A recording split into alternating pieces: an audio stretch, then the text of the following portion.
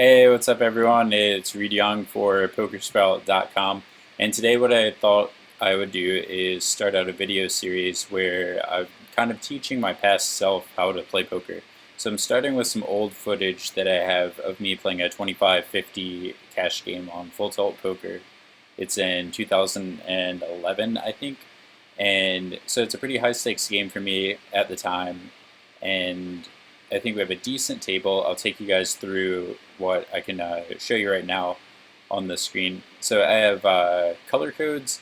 The lighter blue colors mean weaker players. The dark blue with Yuri on the left-hand side of the screen means he is a break-even player. And the purple for Wygon means he is a regular and decent player. So before we got into this game, Wygon is more of a regular at like 5'10 and 3'6. So that's obviously a lot lower than 25-50. And that's something really cool about taking a shot, especially these days. A lot of the times you'll see like high stakes games develop around a weaker player, which is unfortunate. But the cool thing, and I think a lot of people don't understand the value in this, is that those people who take shots are not willing to put themselves into high variance spots because $5,000 is a lot of buy-ins if you're playing a $600 buy-in game, right? So you're not trying to risk that very often. So that's right away I remember thinking, that's something I want to look out for. I want to be targeting and probably amp up my aggression in certain spots to exploit that line of thinking. Not a lot of people want to check call 9 buy-ins. In other words, it's maybe a month, like a good month of work for a lot of people, professional poker players. So you can see right off the bat, to not to I guess nitpick every single thing here, but this is valuable information. I think Wygon's opening to just over a min raise in the small blind against Avto, who I've marked as being a weaker player. And I'm not sure if he's bad, but as I recall, the markings just had to do with how much money they'd won or lost over a particular amount of hands, and if it was close to significant, I would then color code them accordingly. So Avto is a losing player, yet Wygon's opening to a small raise size here. So I think from that we can extrapolate a lot of valuable information, even though it doesn't really seem like that big of a deal. So one, I think Wygon thinks that Avto is going to be calling a lot pre-flop and folding the flop very often, too often. So he's looking to get called pre-flop and then continuation bet and get a fold too often. Also, because he is using a smaller raise size, it kind of looks like he is shying away from playing those bigger hands, even if it's against a weaker player. So maybe Wygon is a nice target, like we talked about. So let's go ahead and see what happens here, and we'll just hop into the action from here on out. But I think even highlighting something as small as an abnormal looking raise size preflop lets you think so much about what your opponent's thinking and what they think about other players, and you can take it one step further and reverse engineer their thought process when you play against them. Meanwhile, they have no way of knowing that you're doing that. So Wygon did continuation bet to a small amount, and he did get a fold. So yeah, I mean, we were kind of correct in our analysis of the spot. I think the bet sizing tells the tale more than the results do necessarily. So yeah, I think when he goes for a small bet size, when Wygon goes for a small bet size, that is more indicative of me, or to me, that he wants a fold there. So I got to walk with ace-5 in the big blind.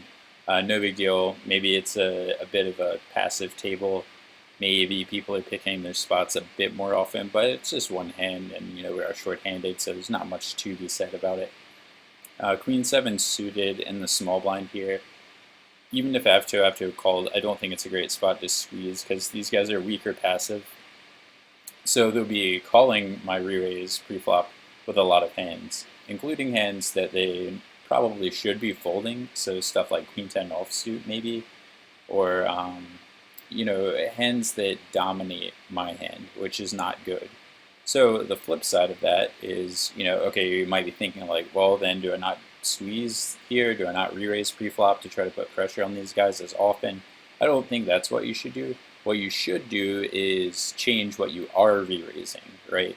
So if you're going to be called more often, you can re-raise with hands like King Queen and expect to be in more of those favorable top pair versus top pair situations more often than you would be, or you would get more value from that than you would be getting from calling on the small blind and protecting yourself on queen and king high boards against aggressive opponents. So against very good players, calling king queen might be a good idea because if you flop comes king high, then it's tough to beat. So here I have a note on It's All Mine Now, and it looks like he has some let's say worrisome plays, maybe some holes in his thought processes. He led and then called with ace high on just a terrible board to do it with. Yeah, it looks like he's just buying in short. He's playing kind of face up, but also like weak passive. So an amazing player to play against. If he does lead out into us, we need to be value raising thinly because his bet calling range is very wide, meaning he'll bet and then call with hands that are likely beating or losing to us or drawing against us, which is great.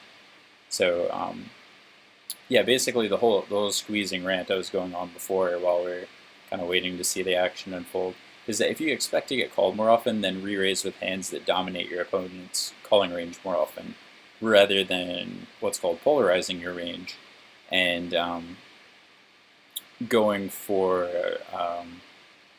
re-raises that aren't designed so much to be called, but if they are called, you're either representing something in the simplest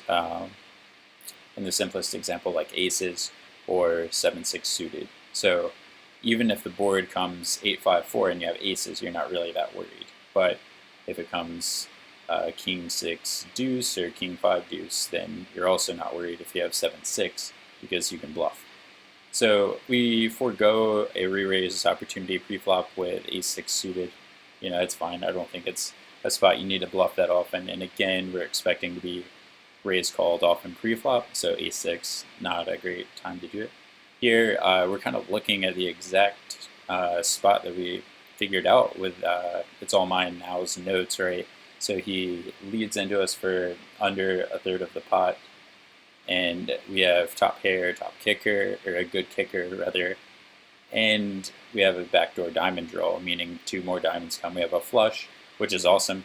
So there aren't really that many turn cards. We're worried about just mostly the straightening cards, but I think the more important thing is that we go ahead and pop it up now and get some value from hands like 9-8 of hearts that might try to put us on a draw, and then maybe check call some blank turns. If the turn's a 2 of clubs, a deuce of clubs, and we bet again, our opponent might go, hey, maybe as a draw, let's see.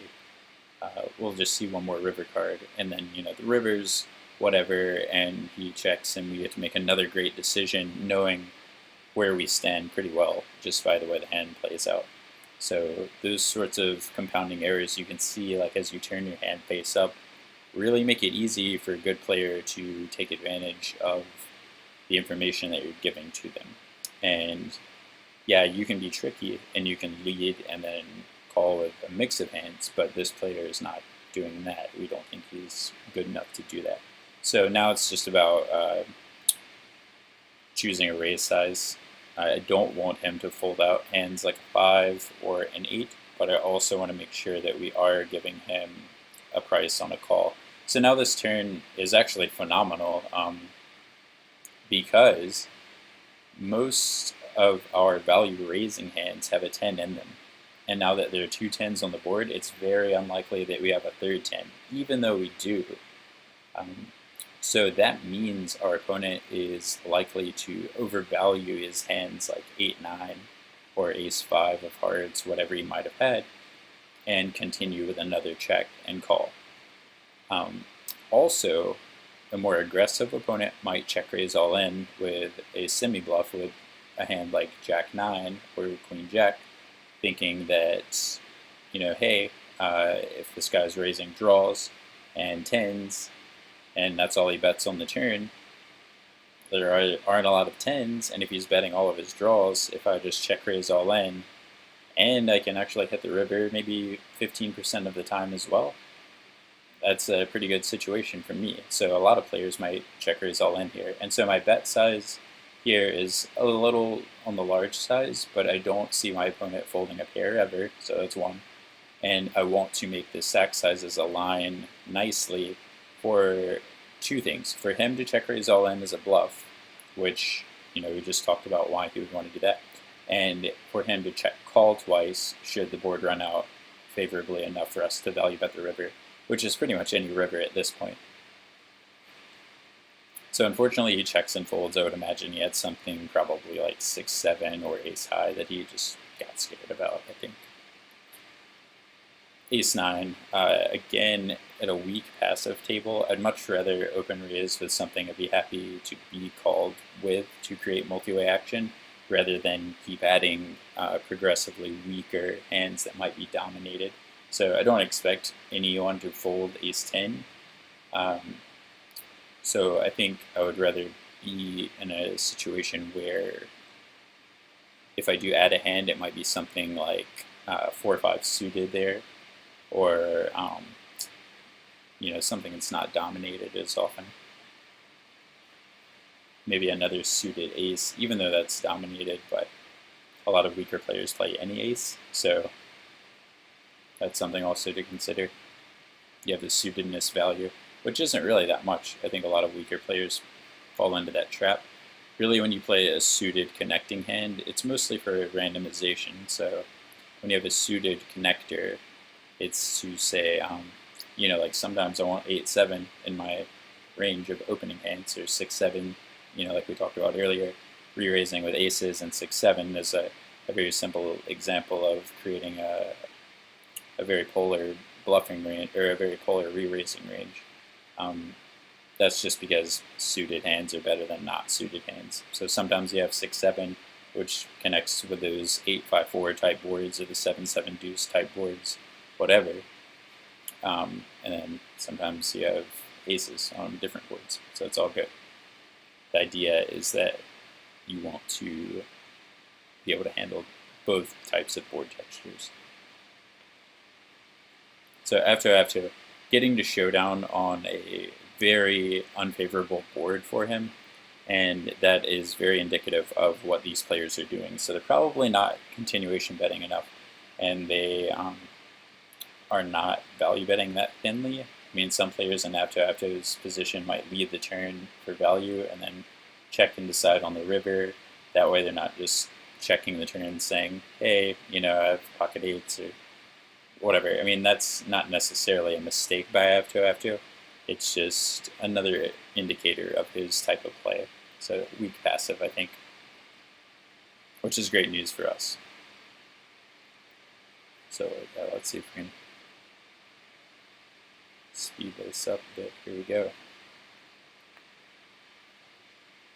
7-9 in the big blind. I'm not really thinking about getting that fancy at this table, though. If it folds to me with these pot odds against this player, I would be pretty comfortable taking a flop now. Whether or not I do that in this game, I'm not sure. And Wygon makes it 300 here. I would love to see myself make it 850, something like that here, because I think multiple things.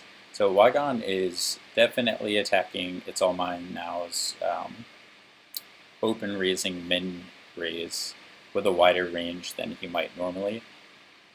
He's also scared of losing $5,000 because he's not used to playing this high. And at the time, I don't think these games came around that often. And that creates an awesome situation because it means we are never going to be bluffed pre-flop. So if we can put Wygon into a shove or fold type of spot by making it 850, not committing ourselves to an all-in from It's All Mine Now if he has ace-king in his range, And that might sound weird, but you guys are welcome to do the math on that and then come back to me on the comment section. There's a lot of dead money in the pot, so a lot of hands actually do become a call against it's all mine now. So you don't want to raise so largely that you're committing yourself against it's all mine now, but you do want to find a spot where it's large enough that Wygon will fold. And I think that's just a spot, actually we see it play out where it's all mine now.